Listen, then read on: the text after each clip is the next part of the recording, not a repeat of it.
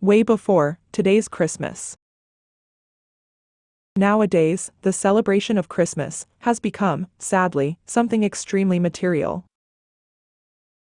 People are expecting to buy and receive gifts, even before thinking of Christmas itself as a special time of gathering. A time to meet family and friends. And people think even less as a special time of spiritual significance that happens at the end of every year. Somehow, in the last few hundred years, it has become one of the most important shopping times of the year, where businesses expect to make most of the profit. Well, actually, this has happened because ordinary people have allowed it to happen. They had not put strong boundaries to protect themselves from the overly materialistic thoughts and other low-energy vibrations. And so, people are mentally conditioned to get excited in buying, receiving, or giving presents. Everything revolves around material objects. And this happens thanks to the constant propaganda shown on all types of mass media. And those who do not receive gifts because they cannot afford it, or whatever reason, feel empty, unloved, and left out. In the past, Christmas used to be something more social and way deeply spiritual than today. More than anything, there was the acknowledgement of Jesus Christ's sacrifice for humanity. Families, friends, loved ones would gather in gratitude to give thanks to God and everyone, and to celebrate, while also reflecting in the past mistakes or sins and many other events that had happened during the year. It was a time for reflection, forgiveness, reunion with loved ones, and celebration. All of that before the expectation of material things. So, if you celebrate Christmas, make sure to bring back those fundamentals that once gave real meaning to this special time of the year.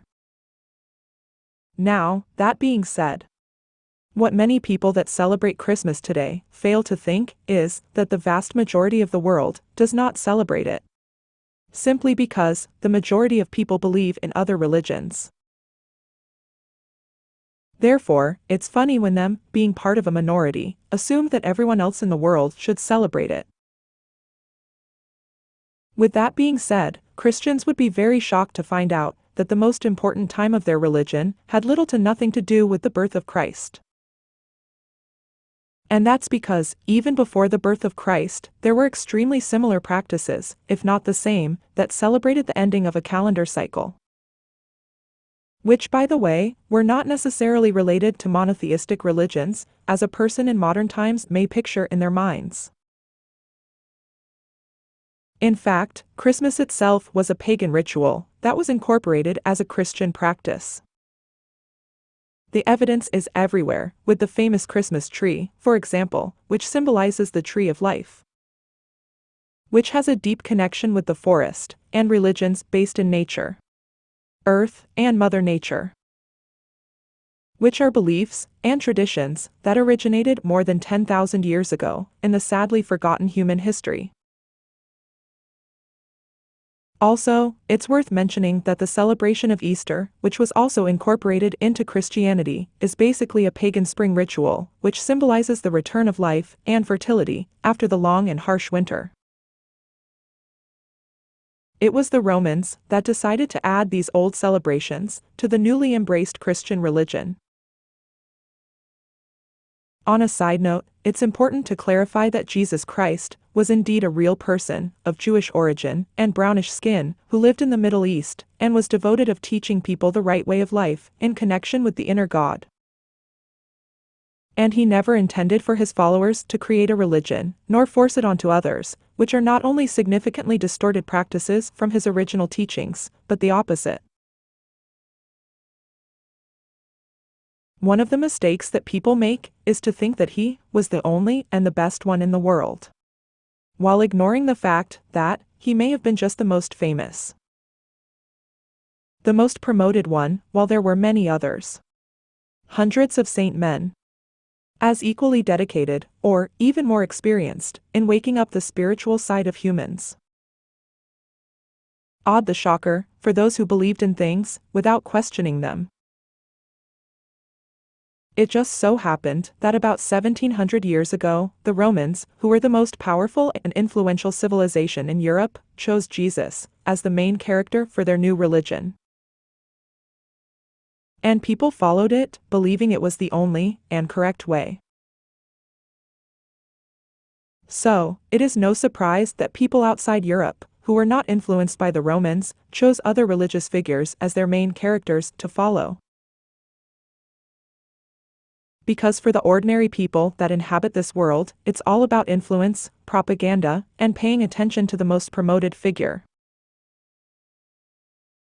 And because of that, thousands of spiritually ascended beings that may have been better suited to different types of people, based on their spiritual level at the time, were unfortunately ignored for the most part. Specialized spiritual mentoring was rejected by most, in favor of generic versions for the masses. Which in turn, it is one of the consequences of humanity going through the dark side of the galaxy, with limited interconnection to the source energies of the center of the universe. Going back to the main topic.